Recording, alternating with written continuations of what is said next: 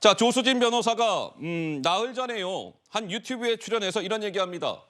한 19년 차 변호사 조수진, 인권 변호사 이런 점을 강조했습니다. 들어보시죠. 노무현 재단 이사로 근무하면서 알릴레오를 진행하면서 토론하는 방법을 배우고 변호사로 19년 동안 활동을 하면서 법률적으로 전문성을 쌓았습니다. 지금 변호사 19년 차인데 인권 변호사 시민운동 했고 민주당 활동도 계속 해왔고 국선 변호사로 6년 정도 형사변론을 온갖 걸 다 한 것 같아요. 돈을 벌기 위해서 노력을 했으면 좋았겠지만 될 수 있으면 공감할 수 있는 변론을 펴고 싶고 인권 변호사라는 점을 스스로 강조했던 조수진 변호사. 그런데 조 변호사가 과거에 성범죄를 저질렀던 가해 남성을 변호하는 과정에서 변호사로서 했던 이야기는 이거는 상식적이지 않아요 라는 논란 아니었겠습니까? 먼저 많은 분들이 조금 지적을 했던 이 조수진 변호사의 법정에서의 변호 내용이 이거였죠. 초등학교 4학년 여자아이가 남성으로부터 성폭행을 당했습니다. 그런데 이 조수진 변호사가 법정에 나와서 변호인으로서 그 가해 남성의 변호인으로서 저 초등학교 4학년 저 여자아이는요. 다른 성관계를 통해서 성병이 아마 감염됐을 가능성이 있습니다라는 취지로 주장을 했다는 거예요. 그러면서 저 초등학교 4학년 여자아이가요.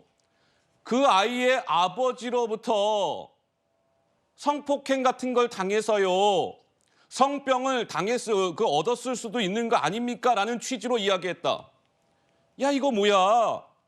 아무리 변호인이지만 이건 상식적이지 않아. 이런 논란이 불거졌던 거 아니겠습니까? 그런데 또 다른 내용이 밤사이에 전해졌습니다. 보시죠.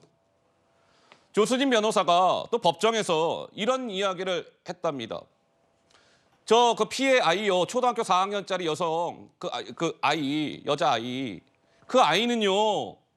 다른 사람과 많은 성관계를 한 다음에 그거를 은폐하려고 3년 전에 그만둔 본인이 지금 변호하고 있는 그 가해 남성한테 지금 저 여자아이가 지금 뒤집어 씌우고 있는 거예요.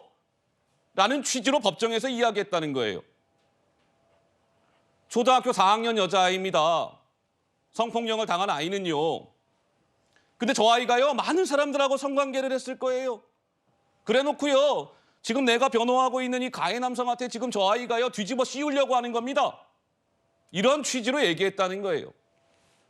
그러는 바람에 그 성폭력을 당한 초등학교 4학년 그 여자 어린 아이는 법정에 또 나와야만 했답니다. 왜? 조수진 변호사가 저렇게 이야기를 하니 그 여자아이를 또 불러다가 또 이렇게 질문을 하고 했던 모양이에요. 그래서 이런 것들이 논란이 일파만파 일었고 결국 스스로 이제 후보직에서 사퇴를 한 것인데 성치훈 부의장 한 말씀 하실까요? 저도 다른 패널께서 말씀을 하셨지만 그 사퇴하는 그 입장문을 올리실 때 저 피해 아동에 대한 사과를 함께 하셨으면 좋지 않았을까라는 아쉬움이 있습니다. 이 사건 내용에 대해서는 제 입에 다시 담기도 어려울 것 같고 그 내용에 대해서 다시 언급하는 것조차도 국민들께도 그리고 피해를 입은 그 아동에게도 다시 또 상처가 될 것 같기 때문에 그 내용을 다시 되짚지는 않겠습니다. 다만 아까 앵커께서도 초반에 말씀하셨습니다. 이 변호인이 의뢰인의 요청에 따라서 그런 변호를 하는 것 자체를 뭐라고 하는 게 아니지 않습니까? 당에서도 저도 그렇고 당에서도 그렇고 처음에 이것이 그냥 이슈로 탁 튀어나왔을 때는 가해자, 피고인 측 변호도 할 수 있는 것 아닌가라는 생각을 모두가 똑같이 했을 겁니다. 하지만 그 내용을 보고 이거는 그 변호를 한다는 그 의뢰인의 부탁을 들어준다는 내용 선을 넘었다라는 판단을 했던 것이고 그리고 그 이후에 또 본인의 그 블로그, SNS에 그런 그 감형을 받는 노하우라든지 이런 것들을 홍보한 것이 또 더 문제가 되지 않았습니까? 그런 것들로 봤을 때 모르겠어요. 조수진 변호사가 저는 또 다른 측면에서 국선 변호사도 한 거는 전 훌륭한 일이었다고 보고 인권 변호사들 하신 것도 훌륭한 일이라고 보는데 이런 저희가 지금 사회적으로 논란이 된 부분에 대해서는 사실 변명의 여지가 없기 때문에 지금이라도 이 후보직 사퇴를 했지만 본인의 명예를 위해서라도 다시 사과를 한번 하시는 게 어떨까라는 생각을 해봅니다. 이 조수진 변호사가 이 초등학교 4학년 여자아이 아까 지금 이 문제가 되고 있는 이런 것들을 이야기하면서 뭐 변호를 할 때 이런 얘기도 했답니다. 그 초등학교 4학년 여자아이가 상상을 현실로 인식하는 정신병의 일종이라는데 작화증이라는 것을 앓고 있다. 초등학교 4학년 여자아이가 약간 정신병의 일종인 작화증을 앓고 있다. 뭐 이렇게도 조수진 변호사가 법정에서 주장을 했답니다. 자, 강전의 변호사님은 변호사시잖아요. 무슨 느낌이 드십니까? 저도 국선 변호 많이 하고 저는 성폭력 여성을 위한 국선 변호 별도로 있거든요. 그것도 했습니다. 하지만 저는 저 스스로 인권 변호사라고 칭하지 않습니다. 제가 부족하다고 생각하기 때문인데요.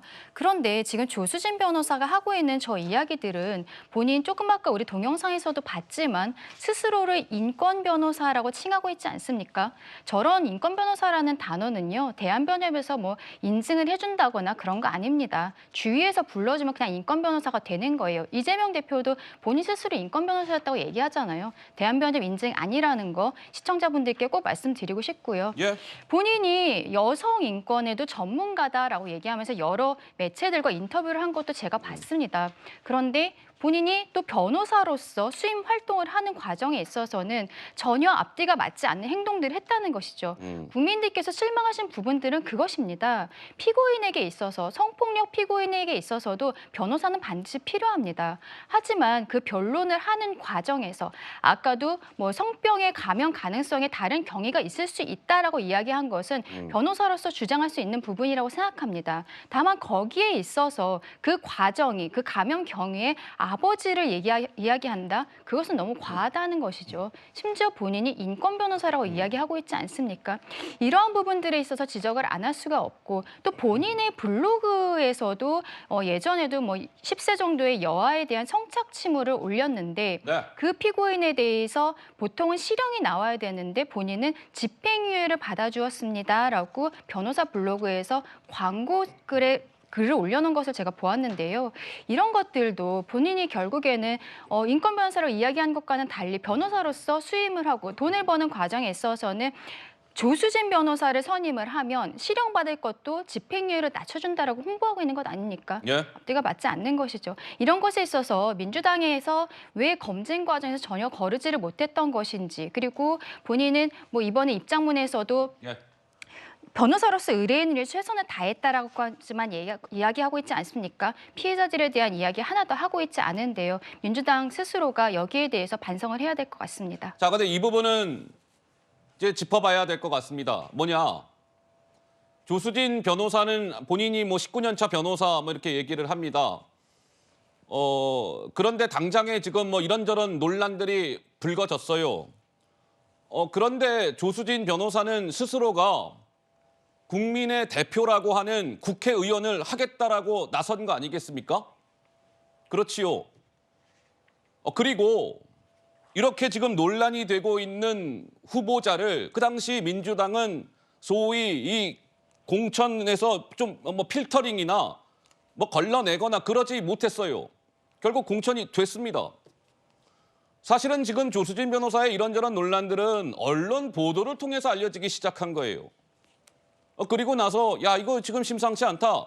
그러니 급기야 공천을 뭐 이렇게 취소하면서 한민수 대변인을 새로 앉힌 거 아니겠습니까? 이러한 일련의 과정들이 글쎄 이것은 좀 문제가 있다. 이런 평가들을 주시는 분들이 있던데 우리 김수민 평론가님 어떻게 보십니까? 뭐 사실 공천에서의 후보자들의 과거 언행이라든지 또 변호사의 경우는 변호를 어떻게 했는지 이런 부분을 샅샅이 다 살펴볼 수는 없었을 것이라고 봅니다. 이건 미리 발견이 되는 게 아니라 보통 이제 공천을 받기가 유력해지거나 받았을 때에 이제 검증 대상이 그때부터 비로소 된다는 건데 이 부분은 이제 문제를 더 근본적으로 봐야 될 것이 정당에서의 선거 때 검증이 아니라 평소의 사회적 검증이 중요하다는 거예요. 과연 이런 변론을 하고도 인권 변호사라고 처신을 해도 되는 그리고 그렇게 했을 때 과거의 전력이 드러나지 않는 이런 사회적인 검증 자체가 미비했다라고 하는 부분이 있는 것이고 예. 조수진 변호사가 어떻게 해서 부상하게 됐느냐 이 부분도 다 잘 살펴봐야 되는데 진짜 여러 분야의 정말 인권 변호라고 할 만한 분들이 상당히 많이 있습니다. 고통받는 노동자와 함께하는 사람들, 변호사들 그리고 아동이라든지 여성 등의 취약계층을 변호하는 사람들 많이 있는데 조수진 변호사가 그런 이력을 통해서 현재의 위치까지 온 건 아니거든요. 유튜브에서 강성 지지층들에게 호소하는 얘기들을 많이 했었고 그걸 통해서 얼굴을 알리고 인지도를 높였고 사실 지지자들 사이에서 그냥 있었던 사람입니다. 예. 진짜 인권 변호사면 박해받는 사람들과 함께하는 것이고 적진 속에 들어가 있는 사람이 인권 변호사거든요. 근데 이런 것들을 전혀 알아채지 못하고 걸러내지 못했다라고 하는 점 이것이 정당이 그냥 선거 때 검증한다고 되는 일이 아닙니다. 평소에 검증이 필요한 부분이고 사회적으로 평소에 해야 될 일이다. 이걸 말씀을 드리겠습니다. 자, 이 조수진 변호사가요. 과거에 변호를 맡았던 일들 가운데 또 이런 부분도 논란입니다. 2021년도에 있었던 사건에 대한 변호를 조수진 변호사가 당시에 맡았던 건데 뭐 이런 거예요. 뭐냐면 남성 2명이 고교 동창을 집단 강간을 했던 사건입니다. 근데 그 가해자를 변호를 한 거예요. 근데 조 변호사는 그 당시 이렇게 주장을 했답니다. 그 가해 남성들은요 술에 만취를 해서요 심신미약 상태였습니다. 그리고 또 이렇게 조 변호사는 당시에 주장을 했답니다. 한 명이 성관계를 끝내고 다른 한 명이 들어와서 유사 성행위를 요구했다. 그래서 이 동시에 이 성폭력을 하지 않았으니까 각각 단독 범행이다. 이렇게 주장을 했다는 거예요. 왜? 2명 이상이 함께 이 성폭행을 하면 가중처벌을 받습니다. 근데 그런 걸 피하기 위해서 변호사로서 저 단독 범행을 주장했던 거 아니냐 뭐 이런 것이고 결론은 법원은 조수진 변호사의 저러한 주장을 받아들이지 않았습니다. 법원은 특수강간 유죄를 선고했어요. 오른쪽. 여성 환자가요. 어디 한의원에서 이제 추행을 당한 거예요. 한의사로부터. 근데 그 가해 그 한의사를 또 조수진 변호사가 변호를 했었던 모양입니다. 그 당시에는 이렇게 주장했답니다. 저 환자가요. 추행을 당하고도 간호사에게 알리는 행동을 하지 않은 점 등을 봤을 때 피해자다움이 부족합니다. 라는 취지로 변호를 했었다는 거예요. 그런데 저것도 법원이 받아들이지 않았다. 뭐 이겁니다. 송영훈 변호사님 무슨 생각이 드세요? 그러니까 조수진 후보에 관련해서요. 저런 변호 이력을 검증하지 못하고 민주당이 확인하지 못한 게요. 그 책임의 파랄이 민주당에 있습니다. 아까 전에 우리 김수민 평론가께서 어떤 저분이 어떻게 사회적으로 그 입지를 굳혀왔는가 그런 과정을 언급을 하셨는데 그것에 책임을 돌릴 수 있는 문제가 아닌 게 자, 이분이 어떻게 강북을에서 공천을 받았습니까? 그 정봉주 전 후보가 공천이 취소되면서 차점자를 승계할 수 있었습니다. 그런데 우리가 그동안에 한 달 동안 박용진 의원 죽이기가 이루어지는 과정에 대해서 계속 얘기했었잖아요. 차점자를 승계하면 되는데 굳이 그렇게 하지 않고 경선을 다시 붙이면서 후보를 공모를 하고 여성 신인 가산점을 받을 수 있는 조수진 후보와 박용진 의원 간의 경선이 이루어졌어요. 그렇게 급조된 후보를 만들다 보니까 이 과정들을 전부 걸러내질 못한 겁니다. 그래서 제가 드리고 싶은 말씀은 노자가 옛날에 한 말이 있지 않습니까? 만물은 억지를 부리면 노폐해서 사멸하게 된다고 했습니다. 저렇게 억지 경선을 했기 때문에 이런 결과가 일어난 것이다. 민주당이 전체적인 강북을의 후보 공천 과정을 진중하게 되돌아봐야 될 것이다. 그런 말씀을 드립니다.